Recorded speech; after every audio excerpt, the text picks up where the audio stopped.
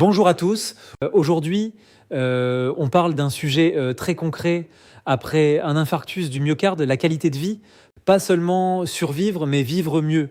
Vous avez travaillé sur une thérapie cellulaire, Proteracytes, évaluée dans l'essai excellent. Qu'est-ce qui vous a marqué d'emblée? Ce qui frappe, c'est l'état des patients au départ. Leur qualité de vie est très dégradée, avec une fraction d'éjection autour de 35% et des scores SF36 bas, surtout pour le fonctionnement physique. Ce sont des patients sévèrement atteints juste après un infarctus étendu. Et l'intervention, concrètement, en quoi consistait-elle sans entrer dans trop de techniques? L'idée est simple à expliquer. On prélève des cellules CD34+ du patient après stimulation par un facteur de croissance, on les amplifie en laboratoire, puis on les injecte directement dans le muscle cardiaque par voie transendocardique. 15 injections ciblées dans des zones du ventricule gauche qui ne se contractent plus.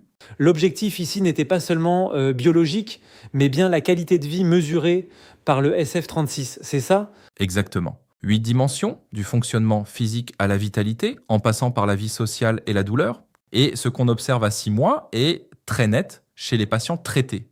Parlez-nous de ces résultats clés. On voit des améliorations significatives et cliniquement importantes. Le fonctionnement physique augmente d'environ 16 points. La vitalité gagne plus de 12 points. La vie sociale progresse d'environ 18 points et la douleur diminue de façon marquée. Ce sont des changements que les patients ressentent dans leur quotidien. Et chez les patients sous traitement standard seul, C'est là que la trajectoire diverge. Entre 3 et 6 mois, plusieurs dimensions de la qualité de vie déclinent chez les contrôles, alors qu'elles restent stables ou continuent à s'améliorer chez les patients traités. Cette durabilité est essentielle. donc on ne parle pas d'un simple effet transitoire. Non.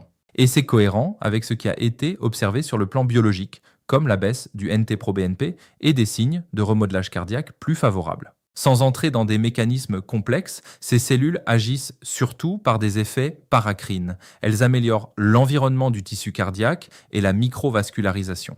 Ce qui me frappe, c'est l'accent mis sur ce que le patient ressent, pas seulement sur des chiffres d'imagerie. Absolument. Le message fort, c'est que chez des patients très sévères après un infarctus, on peut espérer restaurer une autonomie physique et sociale. Pas seulement prolonger la vie, mais en améliorer la qualité de façon mesurable et durable. Pour conclure, qu'est-ce que cela change pour la suite? Ces résultats soutiennent clairement la poursuite du développement clinique. Ils montrent qu'une thérapie cellulaire autologue peut répondre à un besoin non couvert après infarctus, celui d'une récupération fonctionnelle durable telle que vécue par les patients eux-mêmes.